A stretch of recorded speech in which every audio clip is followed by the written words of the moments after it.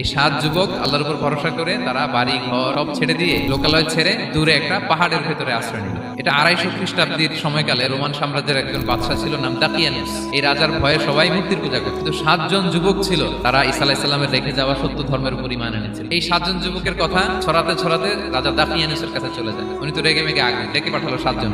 তাদেরকে জিজ্ঞেস করলো, তোমরা কাকে মানো? বলতেছে এক আল্লাহকে মানো। বলতেছে তুমি কি জানো আমি তো তোমাদেরকে মৃত্যুদণ্ড দিতে পারি? তারা বলে দেন, কিন্তু আমরা সব বিসর্জন দিলেও ঈমান বিসর্জন দিতে পারবো না। উনি বললেন, তোমরা যুবক মানুষ, রক্ত গরম, আবেগে কথা বলতেছো, 3 দিন সময় দিলাম। ঈসার নাম ভুলে যাও, আখিরাত ভুলে যাও, আল্লাহর নাম ভুলে যাও, 3 দিন পরে তোমাদেরকে আবার ইন্টারভিউ নেব। ওই দিন যদি একই কথা বলো, পাথর মেরে 7 জনকে দুনিয়া থেকে উড়িয়ে দিও। তারা চলে গেল। এবার 7 বন্ধু মিলে পরামর্শ করতে লাগলো, কি করতে পারি আমরা, এই গুণে ধরা সমাজকে আমরা কিভাবে বাঁচাবো? তারা বললো, আমরা ঈমান বিসর্জন দিব না, চলো আমরা এক কাজ করি, আমরা এলাকা ছেড়ে দিই। পাহাড়ের ভিতরে একটা গুহা ছিল, এই গুহাকেই আরবিতে বলে আল কাহাফ। তো তারা ভিতরে গেল, যে প্রচন্ড ক্লান্ত, তারা ঘুমিয়ে পড়লো। এই এক ঘুমে আল্লাহ 309 বছর কাটাই দিলেন। সুবহানাল্লাহ।